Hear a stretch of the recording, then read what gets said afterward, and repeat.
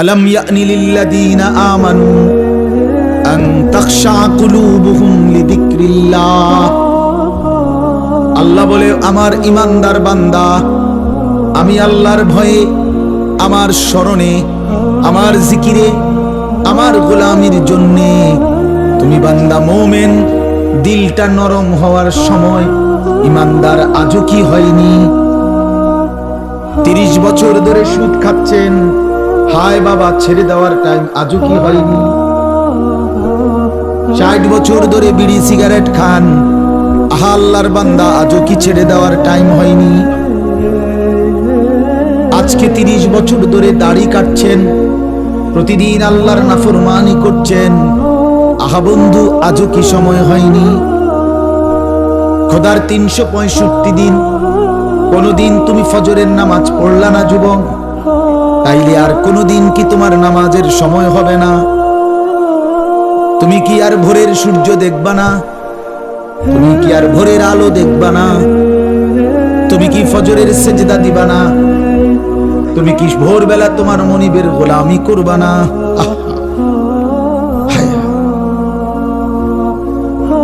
আফাহসিবতুম আন্নামা খালাকনাকুম আবাতা।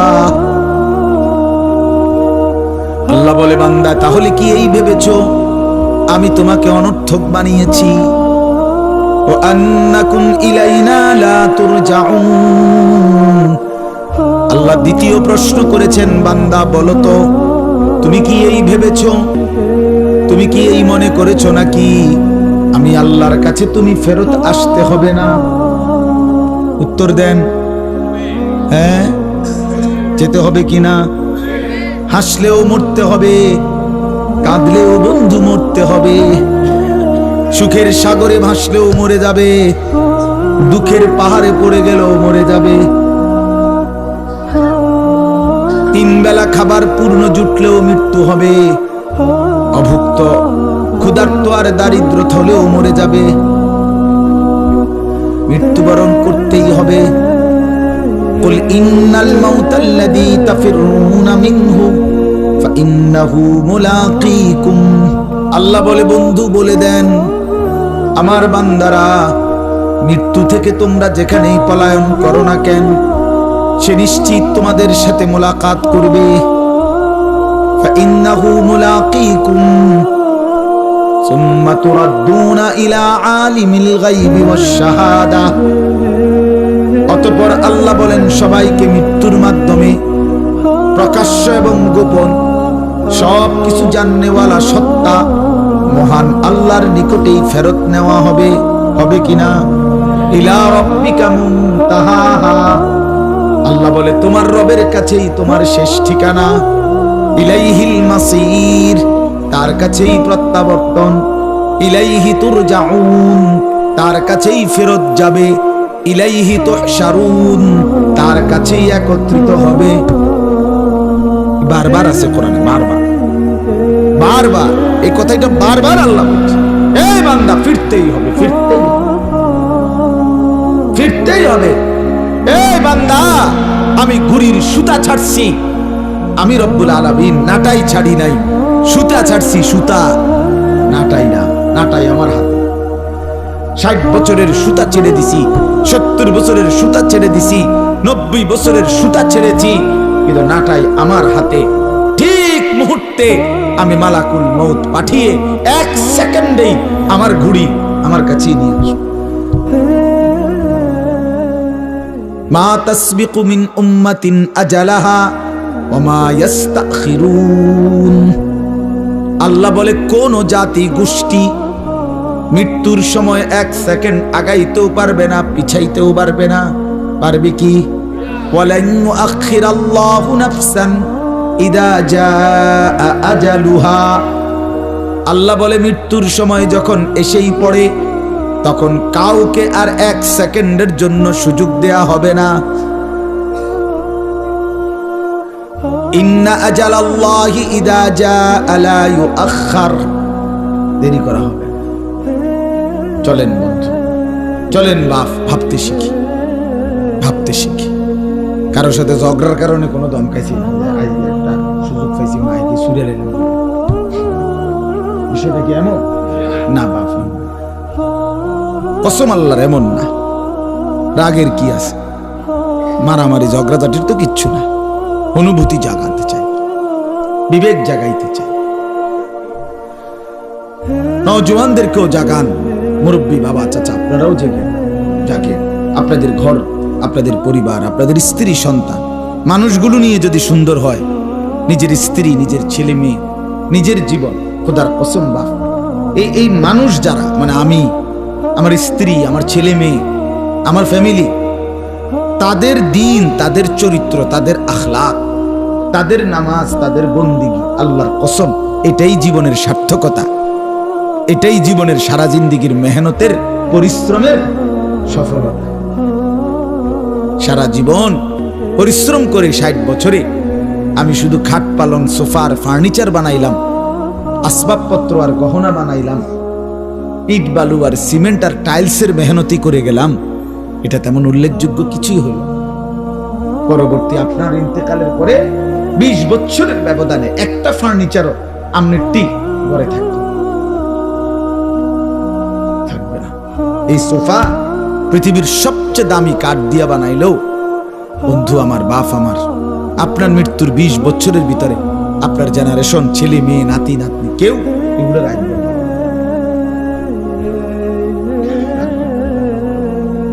বলবে এগুলো এখন আর চলে না, এই ডিজাইন ওনার চলে না, ফেলাও এগুলো। কেউ যদি বলে এরে পুত, এই বেটা, তোর আব্বারে আমি নিজে দেখছি রে, রৌদ্রের মধ্যে মেস্তুরির সামনে দাঁড়াই আসিল টাটকা রোদে, কি কষ্ট করে যে বানাইছে তোর আব্বা, নিজে থেকে তুই এত কষ্টের বানানো তোর বাবার জিনিস ফেলে দিস না। ছেলেটা বলবে না কাকা কি কর, জিনিস চলে না, এটি লইয়া বইয়া থেকে ঠিক কিনা বলেন? এটা চলে না। এই সোফা এখন চলে না, তো এই খাট এখন চলে না, এগুলো এখন নিয়ে বসে থাকলে হবে না। তাহলে এই দুনিয়ার এই আসবাবপত্র বন্ধু বাপ, এগুলো চলে না। কিন্তু আল্লাহর কসম, সেজদা চলতেই থাকবে, জিকির চলতেই থাকবে, আল্লাহর রাস্তার সাদাকা চলবে, রোজা চলবে, একেবারে জান্নাত পর্যন্ত আপনার হাতে ফেরত দিবে। আররাফাহা লাহুম আররাফাহা ইয়ারিফুনাহা, কোরআনে আছে, তাফসীরে লিখছে, আল্লাহ তাআলা জান্নাতের মধ্যে জান্নাতি বান্দাকে তার দুনিয়ার প্রত্যেকটা আমলের কোনটার বিনিময়ে কতটুকু দিছে নিয়ামত জান্নাতে, এটা আলাদা আলাদা দাগ নম্বর, খতিয়ান নম্বর, বিএস নম্বর, সিএস নম্বর, আরএস নম্বরের মতো মিলাইয়া দিব। এ বলে দিবে 5ই মার্চ 2024 রোজ মঙ্গলবার 10:47 সময় ফেরেশতা বলে, আপনি যে একবার সুবহানাল্লাহ পড়ছিলেন, এই সুবহানাল্লাহর বিনিময়ে আপনি জান্নাতের এইটুকু নিয়ামত পাইছেন, বুঝে নেন। এইটা আবার আলাদা দিব, এই যে অনকাটটা অন্য আরেকটা সুবহানাল্লাহ কইছেন, এই প্যাকেট আলাদা। আররাফাহা লাহুম ইয়ারিফুনা, সে চিনবে তার কোন নিয়ামতের পুরস্কার, ফজরের কোনটা, জোহরের কোনটা, আসরের কোনটা, মাগরিবের কোনটা, ইশার কোনটা, শনিবারের কোনটা, রবিবারের কোনটা। হ্যাঁ, আমরা তো বেকুব না মিয়া, বেকুব দেখে নামাজ পড়ি, ব্যাপারটা এমন না। ওলামায়ে কেরাম বেকুব মনে করেন নাম নেই, যে বেকুবের কারণে বড়া 8-10,000 তেল হইয়া বইয়া রয়েছে, বেকুবের কারণে। সিটারি কেমনে করণ লাগে এটা সবই বুঝে, বাটপারি কেমনে করতে হয় এটা না বুঝার কি আছে, আরেক সিটারের লগে সপ্তাহখানিক থাকলেই তো এটা বুঝন যায়, না বুঝার কি আছে, কি হুজুর কোন না। তে বেটা 3টা কমলা ফাঁসা দিয়ে কেমনে ডজন মিলায়, এটা লেগে বুঝি ঢাকা ইউনিভার্সিটি ডিগ্রি লাগে, এই বাটফারের লগে থাকলে তো। ওজনে কেমনে কম দেয়, এটার জন্য কুমিল্লা বিক্রি কলেজ থেকে অনার্স লাগবে, এই সিটারের লগে থাকলেই তো হয়। দোস্ত কোন ফাঁকি দিয়ে কমটা দেন, হেঁটে করবো 3টা দিন তুই শুধু খেয়াল করবি কেমন হয় যে কাস্টমার ঠকায়, এরপরে তুইও পারবি। এটা তো ঠিকই, তো সবাই তো পারবে, দুনিয়া না বুঝার কি আছে বলেন বাপ? ওলামায়ে কেরাম বলেন, দিনদার বলেন, হালাল উপার্জনকারী বলেন, আল্লাহর কসম আখিরাতকে ভয় করে পরকালের ফিকির করে, মালিকের সামনে দাঁড়ানোর ফিকির করে বলে বরং আপনার চাইতে কোটি গুণ বেশি চালাক, বুদ্ধিমান। কারণ দুনিয়া লুবি, হারামখোর, সুদখোর, ঘুষখোর, দুর্নীতিবাজ, অবৈধ উপার্জনকারী, চরিত্রহীন মানুষ, সে তার লাভ লোকসান সবটাই হিসাব করে দুনিয়া নিয়া। এক ইমানদার, তার পরিকল্পনা আরো সামনে, তার টার্গেট আরো সামনে, তার বুদ্ধি বিবেচনা আরো সামনে, সে টার্গেট করে জান্নাত পর্যন্ত। সে বুঝে আমি এখানে থামলে হবে না, আমাকে কবরে যেতে হবে। আমি কবরে থামলে হবে না, আমাকে হাসরের মাঠে যেতে হবে। আমি হাসরের মাঠে থামলে হবে না, আমাকে মিজানের পাল্লার কাছে যেতে হবে। আমি মিজানের পাল্লায় থামলে হবে না, আমাকে ফুলসেরাতে যেতে হবে। আমি ফুলসেরাতে থামলে হবে না, আমাকে জান্নাতে ঢুকতে হবে। যেদিন জান্নাতে ঢুকবে সেদিন ইমানদার বলবে ওয়াকালুল হামদুলিল্লাহিল্লাযী আযহাবা আন্নাল হাযান ইন্না রাব্বানা লাগাফুরুন শাকুর। আল্লাহ বলেন জান্নাতি জান্নাতে ঢুকে বলবে আল্লাহ আপনার প্রশংসা, আজকে গিয়ে জিন্দেগীর সব পেরেশানি দূর হলো। ওয়াকালুল হামদুলিল্লাহিল্লাযী আযহাবা আন্নাল হাযান, চিন্তা সব দূর হয়ে গেল। قالوا الحمد لله الذي صدقنا وعده وأورثنا الأرض نتبوأ من الجنة سبحان الله حيث نشاء। এই তৃপ্ত হবে সেদিন, জান্নাতে যাবে দিন। এজন্য টার্গেট তো জিন্দেগীর, জীবনের টার্গেট তো ওই পর্যন্ত। বাস, এখানে থেমে গেলে হবে না যুবক ভাই, এখানে থামলে হবে না। শুধু এই নারীর পিছনে শেষ হলে হবে না বন্ধু, তোমাকে আরো সামনে যেতে হবে। শুধু এক নারী, এক মোবাইল, এক ছবি, এক নর্তকী, আল্লাহর কসম বন্ধু, এখানেই তোমার শেষ না, আরো যেতে হবে তোমাকে। তুমি চাইলেও যেতে হবে, না চাইলেও যেতে হবে। হাসরের ময়দানে তুমি দাঁড়াইতেই হবে, ফুলসিরাত তোমাকে পার হইতে হবে। তুমি না চাইলে ফেরেশতা তোমার ধাক্কাইয়া সামনে নিবে, যা বেটা,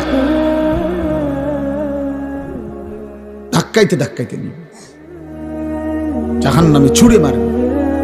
ইয়াসলাহা মাদমুমান মাদহুরা, কোরআনে আল্লাহ বলছে জাহান্নামীকে বেইজ্জতি করে, লাঞ্ছিত করে, অপদস্থ করে এরপরে ধাক্কা দিতে দিতে জাহান্নামের দিকে ঠেলে নেওয়া। কোরআনুল কারীমে আছে ওয়ায়ুহশারু আদাউল্লাহি ইলান নার ফাহুম ইউজাউন। এই শব্দের দুই অর্থ, এক অর্থ এটাও যে জাহান্নামীদেরকে আল্লাহ বলেন ধাক্কা দিতে দিতে, লাথি দিতে দিতে জাহান্নামের দিকে ফেরেশতারা নিয়ে। জাহান্নামী বলবে দোস্ত ভদ্রচিত ভাবে হাঁটাইয়া নাও, লাথি উষ্টা দাও কা জামু তো, আমি জাহান্নামেই যাবো, কিন্তু এরকম শুরু করলে ফেরেশতা বলবে দোস্ত সিস্টেমে লাথি হাঁটাইয়া নাও না, সিস্টেম না, সিস্টেম না থাকলে আমি করতাম না। সিস্টেম অনেক অনেক আপনার ফাস্ট ফুডের দোকান, ওই যে এখানে বার্গার বুর্গার বেছে এগুলো আছে না, ফাস্ট ফুডের জিনিস, এর মধ্যে কোনো টুলে নাই, বইও না, সিস্টেমে খারাই। অনেক আপনি শহরে দেখেন কোনো বসার কিছু নেই, সিস্টেমে হলাম না দাঁড়াই। আমি একবার বাংলাদেশের একটা 5 স্টার হোটেলে গেছিলাম, একবার জীবনে আমারে, বিশেষ একটা আলেমদের সেমিনার হয়েছিল। পরে ওই 5 স্টার হোটেলে গিয়ে খানার টাইমে, খানার জন্য গেছি যেখানে বড় রুম, ওইখানে কইল যে খানা কো, আমি কইলাম টেবিল কই, সাইডে দিয়ে শুধু কতটি এরকম টুল আছে, আরে এরকম লম্বা, আর ওইখানে যেখানে তারা খানা রেডি করে রাখছে, ওখান থেকে গিয়া দাঁড়াইয়া কই তুইব, ওখানে তারা দিলে ওই নিজে হাতে করে আইন না, তারপরে আমার সোজা আমি কান্দে করে আনতে। তাহলে এই জন্য বললাম সিস্টেমে লাথি, সিস্টেমে ধাক্কা। আল্লাহ আমাদেরকে মাফ করে দেন। আমি বন্ধু ফিরাইতে চাচ্ছি আপনাদেরকে, এটা বুঝাইতে চাইলাম, দয়া করে হায়াতের কদর করেন, নিজের জীবনে রহম করেন। বাস্তবিক কথা তো এটাই যে এই মুহূর্তে আসলেই সারা পৃথিবীর লক্ষ কোটি মুসলমান মুমিনের কাছে একটাই অপেক্ষা, একটাই অনুভূতি, মাহে রমজান। মাহে রমজান ব্যতীত অন্য কোনো আকাঙ্ক্ষা, স্বপ্ন, পরিকল্পনা বলতেই নাই। সবার জবানে এক উচ্চারণ, রমজান। রমজানের আগে, রমজানের পরে, রমজানের মাঝে, রমজানের শুরুতে, মানে যে কোনো কথাই বলে এটারে সাথে নিয়ে, ঠিক না? রমজানের আগে খালি নেই, রমজানের পরে আবার রমজানের আগে আজ ঝামেলা করেন না আপনি। হ্যাঁ, সবকিছু এখন এই আগে পরে রমজান। রমজানের প্রথম দশক উমরায়, রমজানের শেষ দশক ইতিকাফ, মাঝখানের সময় বাসায়, মাদ্রাসায়, এই সব মিলাইয়া রমজানের প্রস্তুতি। বাসায়, মাদ্রাসায়, ভাই বোনদের সাথে কথাবার্তা, সব কিছুতেই আলহামদুলিল্লাহ মুমিনের জবানে এখন শুধুই রমজান, শুধুই রমজান। এটা রমজানের একটা বরকত যে আল্লাহ তাআলা রমজান আসার আগেই রমজানের একটা আবহ, রমজানের একটা পরিবেশ আল্লাহ তাআলা চারদিকে করে দিচ্ছেন। সুবহানাল্লাহ।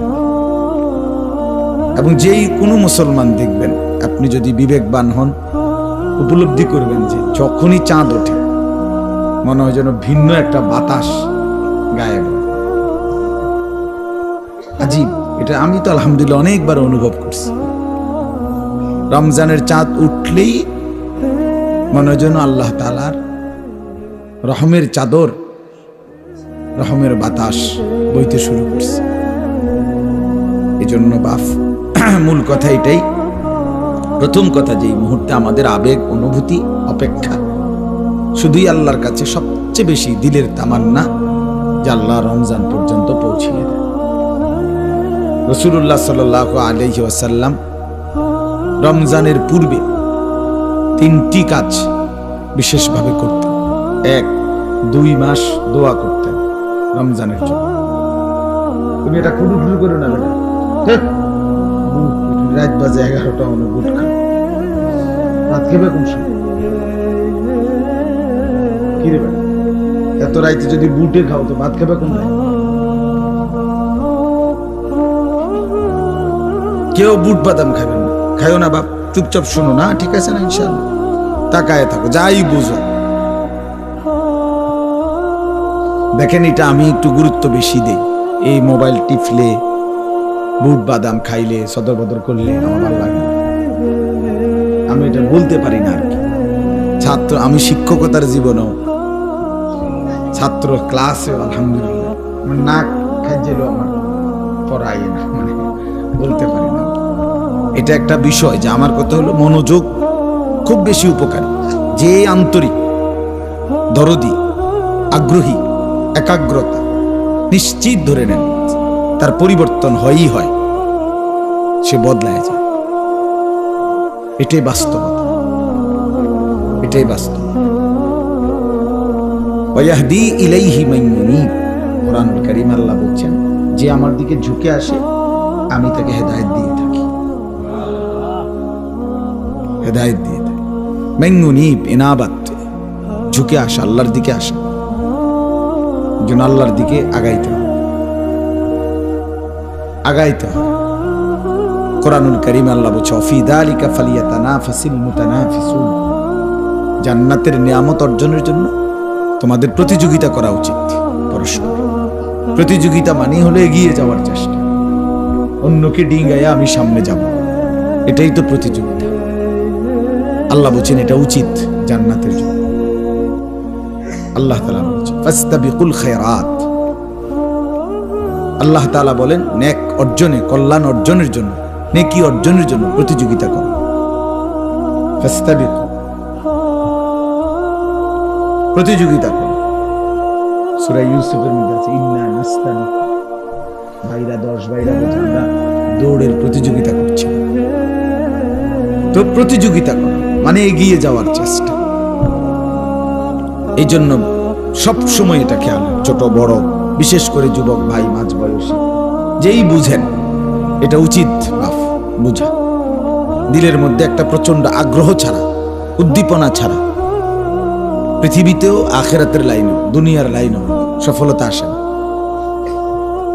দুনিয়ার যত শিল্পপতি, পয়সাওয়ালা, অথবা কোনো পদ পদবীর অধিকারী, সেও দিবা নিশি বহু রাত বহুদিন তার লাইনে তাকে অনেক বেশি মেহনত করতে হয়েছে। সৎ অসৎ পরের কথা, মানে সফলতার জন্য মেহনত জরুরি, নিরবচ্ছিন্ন অধ্যবসায় ধারাবাহিক মেহনত জরুরি। আখিরাতের লাইনেও যারা আল্লাহর নেক বান্দা, আল্লাহর ওলি, আল্লাহর প্রিয় বান্দা, প্রত্যেকেই খুব বেশি পরিমাণ ইবাদত আমলে মেহনত করছেন, রাত দিন বিনিময়ে তারা আল্লাহর প্রিয় পাত্র হয়েছে। অতএব এই ধারাবাহিক মেহনত, অব্যাহত প্রচেষ্টা মানুষকে মঞ্জিলে, কাঙ্ক্ষিত গন্তব্যে পৌঁছায়, কাঙ্ক্ষিত গন্তব্যে পৌঁছায়। এই জন্য এটা জরুরি। যত ছেলে পেলে, নারী পুরুষ দেখবেন গাফেল, এই ফালতুদেরকে দিয়ে কোনো কাজ হয় না, দুনিয়ারও না আখেরাতও না। যে সমস্ত ছেলে পেলে এই বসে বসে মোবাইল টিপে নারীর নাচ গান, সিনা, ব্যভিচারের দৃশ্য, সমবয়সী বন্ধুদের সাথে ঘন্টার পর ঘন্টা আড্ডা দিতেছে, এই নিজের চুল নিজে ফিরায়, জেন দিয়া মুতে ধরে হেন্দা মুতে দেয়, কি পাগল ছাগল, বুঝেন না কথা? যে কোনো বেড়ি দেখছে এটা ফিসে ফিসে হাঁটতে আছে, প্রতিবন্ধী আর কি, তার সিরা মাথা কি লেগা হাসে, ও কইতারে না, নিজে নিজে মোবাইলের সামনে ছবি উড়ায়, আবার হাসে, কাইত হয়, শীত হয়, প্রতিবন্ধী, পাগল, মাতাল। লাআমরুকা ইন্নাহুম লাফি সাকরাতিহিম ইয়ামাহুন। আল্লাহ কোরআনে বলছে, বন্ধু আপনার হায়াতের কসম, নাফরমানরা তাদের নেশায় মত্ত, নাফরমানিতে মত্ত, মাতা। কোরআনে নবীজি আল্লাহ বলছে, আপনার জিন্দেগীর কসম বন্ধু, ইন্নাহুম লাফি সাকরাতিহিম ইয়ামাহুন, তারা তাদের মাতলামিতে ডুবে আছে, নেশায় মত্ত হয়ে আছে। এজন্য আল্লাহ বলছে এরা মাতাল, এরা মাতাল, এরা নেশায় আছে, যাদের জীবনে কোনো ইবাদত নেই, বন্দিগি নেই, আত্মসম্মান, আত্মপরিচয় নেই। কেন আসলাম, কোত্থেকে আসলাম, কে পাঠাইলো, কেন পাঠাইলো, করছিটা কি, উচিত কি, যাব কোথায়, ফিরবো কোথায়, কে জানে কোত্থেকে আইছি, কে জানে কেন আসছি। আফাহাসিবতুম আন্নামা খালাকনাকুম আবাসান। আল্লাহ জিজ্ঞেস করছে, বান্দা কি ব্যাপার, তুমি কি এই ভেবেছ যে আমি আল্লাহ তোমাকে অনর্থক বানিয়েছি, কোনো উদ্দেশ্য নেই আমার? কেমনে ভাবলা বান্দা? 9 মাস মায়ের পেটে রেখে অন্ধকারের ভেতরে আমি তিল তিল করে নিজের হাতে যত্ন করে তোমাকে সাজিয়েছি। আমি তো সেই আল্লাহ, যে আল্লাহ কোন বললেই হয়ে যায়, 1 সেকেন্ডে হয়ে যাওয়ার কথা, সেই তোমাকে আমি 1 সেকেন্ডে না বানিয়ে 9 মাস লাগাইছি। কি পরিমাণ যত্ন নিছি, কি পরিমাণ সাজিয়েছি। ওয়ালাকাদ খালাকনাকুম সুম্মা সাব্বারনাকুম, কোরআনের আয়াত। আল্লাহ বলে, আমি তোমাদেরকে বানিয়েছি, আমি তোমাদেরকে সাজিয়েছি, তাসবীর দিয়েছি। ফি আইয়ি সূরাতিন মা শাআ রাক্কাবা, আমি যেমন আকৃতি, যেমন চেহারা, আল্লাহ বলেন সেটা আমি আমার পছন্দ মতো ড্রয়িং করেছি, ডিজাইন করেছি, সাজিয়েছি। এত যত্ন, 9 মাস বিনিময়ে তুমি, ভাই আপনারা নিচে বসেন, ওই যে ওখানে বসেন মিয়া, মোটরসাইকেল এবার কোন স্টাইল এটা?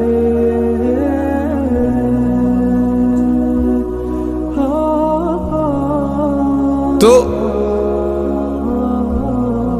আমি এটা সবসময় দায়িত্ব বোধ করি, আমার চোখের সামনে যতক্ষণ যে কয়জন, তাদের ব্যাপারে আমি আমার কাছে এটা আমানত। কথা বুঝছেন না? নজরের বাহিরে যে, তারে নিয়ে আমার কোনো পেরেশানি নেই, কিন্তু চোখের সামনে যারা, তাদের সময় আমার কাছে আমানত। কাজে আমি এটাকে সর্বোচ্চ উত্তম ভাবে ব্যয় করার চেষ্টা করা আমার দায়িত্ব, আমার জিম্মাদারি এটা। এই জন্য আমি খুব নজর রাখি, ডানে বামে খেয়াল চেষ্টা করি যে খামখেয়ালি কেউ না করে। তাইলে বাপ আল্লাহ তাআলা বললেন, বান্দা তোমরা কি এই ভেবেছো আমি তোমাদেরকে অনর্থক বানিয়েছি? তো উত্তর দেন না কেন? আল্লাহ জিজ্ঞেস করছে তো, বলেন না আপনাদের, আমরা সবাই উত্তর দেন যে আল্লাহ আপনাদেরকে জানতে চাচ্ছে যে আমার বান্দা তোমরা কি এই ভেবেছো আমি তোমাদেরকে অনর্থক বানিয়েছি? সবাই উত্তর দেন। যদি উত্তর দিয়ে থাকেন তো এবার আপনি আপনার হিসাব বলেন। সারাদিনে যারা এক ওয়াক্ত নামাজ পড়েন নাই, ছেলেরা তোমরা যারা পড়ো নাই, তো বাপ তুমি বলো তোমাকে আল্লাহ তাআলা কি জন্য বানাইছে? সারাদিনে যারা দিবানিশি মোবাইলে নাচ গান উলঙ্গ ছবি দেখো, দোস্ত বলো তুমি অপদার্থকে, তুমি অসভ্যকে আল্লাহ কেন বানাইছে? তোমার সাথে জানোয়ারের তফাৎ কি? বলো ভাইয়া। গত 1 বছর ধরে যারা কোনোদিন খোদার 365 দিন ফজরের নামাজ পড়লা না, তুমি বলো বন্ধু তোমার পরিচয় মানুষ কেন? কিভাবে তুমি মানুষ? কোন সূত্রে তুমি মানুষ? ভাত খাও দেখা তো জন্তু জানোয়ার খায় না, কথা কর না কেন? তুমি পেশাব পায়খানা করো দেখা মানুষ, তো জন্তু জানোয়ার পেশাব পায়খানা করে না। তুমি ঘুমাও দেখা মানুষ, তো জন্তু জানোয়ার ঘুমায় না। তোমার যৌন চাহিদা, জৈবিক চাহিদা আছে এই জন্য মানুষ, তো জন্তু জানোয়ারের জৈবিক চাহিদা নাই। গরু ছাগলের ছাও হয় না, কুকুর বিড়ালের বাচ্চা হয় না, তো কি সূত্রে তুমি মানুষ? ওই ভাই মোবাইলটা নামান, এমনি শুনেন, আমার দিকে তাকায় শুনুন, নামান, এটা নামান, হাতে ধরে মোবাইল ধরে নেন। আপনি ফিকির করেন, মোবাইলে অনেক ওয়াজ আছে, হাজার হাজার লাখ লাখ ওয়াজ, সব বক্তার, আমাদেরও আছে, অন্য বক্তাদেরও আছে। হুজুরের হোতাইয়া, কায়দ করিয়া, শীত করিয়া, টানাইয়া, লম্বা করিয়া, খাড় করাইয়া, সব ধরনের ওয়াজ আছে। বুঝেন নাই কথা দোস্ত? সামনাসামনি শুনি, বলেন কিভাবে আমি আমার পরিচয় বুঝাই দেই। আমি যে মানুষ, আমি যে ছাগল না, আমি যে গরু না, কুকুর না, বিড়াল না, আমি যে কুকুর না, শুকর না। তফাৎ কোথায়? তফাৎ কোথায়? আমার বন্ধু বলেন, বেনামাজি ছেলে বলো মিয়া, আজকে সারাদিনে যারা 1 ওয়াক্ত নামাজ পড়ো নাই, দাঁড়াও বলো অপদার্থ পৃথিবীতে কেন আসছো? কত লক্ষ নারী দেখলে শখ মিটবে? কত উলঙ্গ ছবি দেখলে তৃপ্তি হবে? আর কত সুদের টাকা গুনলে অভাব যাবে? আর কত টাকা কিস্তি নিলে আপনার সংসারের অভাব ঘুচবে? বলেন না ফরমান, হারামখোর, সুদখোর, বলেন। আর কত টাকা নিলে, আর কত টাকা টার্গেট? আরে না ফরমান, আর কয়দিন পরে অভাব যাবে? কোন হারামখোরের অভাব শেষ হয়েছে কোন দিন? বলেন মিয়া, একটা সুদখোরের নাম বলেন যে ওই সুদখোর ঘোষণা দিছে যে এখন থেকে আর কোনোদিন আমার আর কোনো টাকা লাগবে না। ওই ওই ওই হারামখোর কি?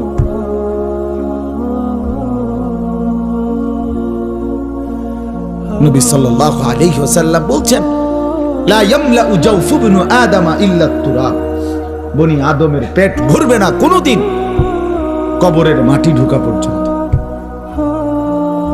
মানুষের চাহিদা শেষ হবে না। দুনিয়া রাক্ষসের নাম বন্ধু। এই রাক্ষস শুধু গিলে খায় আবার হা করে, সেকেন্ডের ভিতরে ইউটার্ন করে, মানে হা করে আবার। দুনিয়া এক অতৃপ্ত। এই জন্য মাফ, খামখেয়ালি করে উড়াই দিও না। ছেলেরা একজন আরেকজন হাসে উড়াই দিও। যদি মনে করো তোমার কর্তব্য মনে করাই দিলাম, তোমার নিজের পরিণতি পরিচয় তোমাকে তুলে ধরলাম, তবুও তোমার হাসি আসে, তো বাস্তবিক অর্থে তুমি মানসিক ডাক্তার, পাগলের ডাক্তার দেখানো উচিত। কারণ তোমার বিবেক বলতে কিছু নেই। তুমি তো অনুভূতি শূন্য, তুমি তো আর আলো চেনো না, অন্ধকারও চেনো না, তুমি পেশাবও চেনো না, পানিও চেনো না, তুমি নাপাকও চেনো না, পাকও চেনো না। তো এরে তো পাগল কয়। যে পাগল সে তো পেশাবেও হাত দেয়, পানিতেও হাত দেয়, ঠিক কি না বলেন না? সে তো নিজে নিজে কখনো হাসে, কখনো কাঁদে। আত্মপরিচয় অনেক বড় সম্পদ। নিজেকে চিনা দোস্ত আমার অনেক বড় নেয়ামত। আত্মসম্মান, আত্মমর্যাদা, নিজের একটা ওয়েট আছে। আমার একটা আত্মসম্মান আছে। আমি ফালতু না, আমি ফালতু মানুষের ছেলেও না, আমি ফালতু না। আমার একটা সুনির্দিষ্ট গন্তব্য আছে। আমি জানতেন কারো কথায় যে কোনো কেউ হাত ধরবে আমি চলে যাব না, না, এটা তো মুসলমান। যে কোনো কেউ একটা মোবাইল দিবে, ফেসবুকে একটা ডিজাইন দিবে চুলের, আমি এটা রাখবো। আমি খবর নিতে হবে না এটা কি মুসলমান না কাফের, না ইহুদি না খ্রিস্টান, না হিন্দু না বৌদ্ধ না নাফিদ। যাদের ডিজাইনে চুল রাখছো, যদি এটা কোনো মেথরের ডিজাইন হয়, প্রথমে এই ডিজাইন যদি কোনো মেথরের বানায় থাকে তখন কথা বলেন না কেন? এই বিশ্রী কাটিং এর চুল প্রথমে এই ডিজাইনটা যদি চরিত্রহীন, যে সারাক্ষণ জিনা ব্যভিচার বেশ্যাখানা পতিতাখানার মধ্যে যে জীবন যৌবন নষ্ট করে, এমন কোন অসভ্যের যদি ডিজাইন হয়, তো তুমি কার লগে গিয়ে মিলাইলা? কথা বলেন। আমি তো বলতে পারি, আমরা বলতে পারি দাড়ি আমার রাসূল সাল্লাল্লাহু আলাইহি সাল্লাম থেকে নিয়েছি, টুপি আমি কোত্থেকে নিলাম? আমার রাসূল থেকে নিয়েছি। চারদিকের সমান চুল আমার রাসূল সাহাবায়ে কেরাম থেকে নিয়েছি। পাঞ্জাবি আমি কোত্থেকে নিলাম?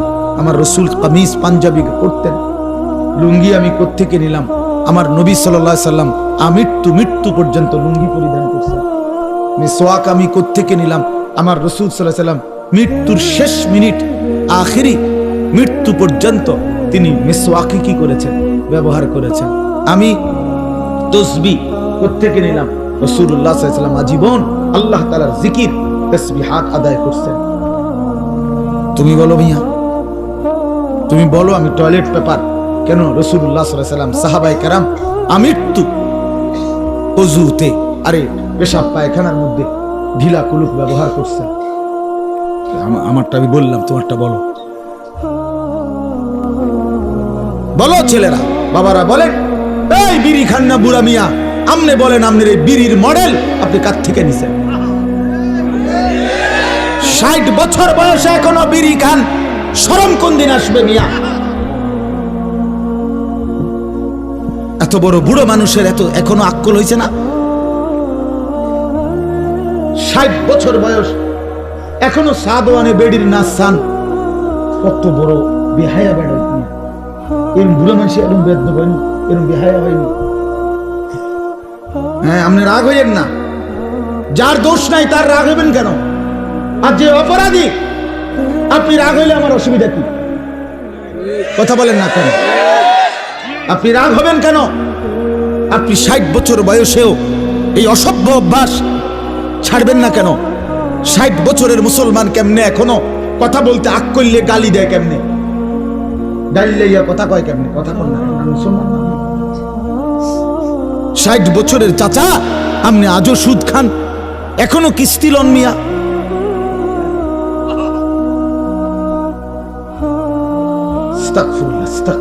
আজও সময় হয়নি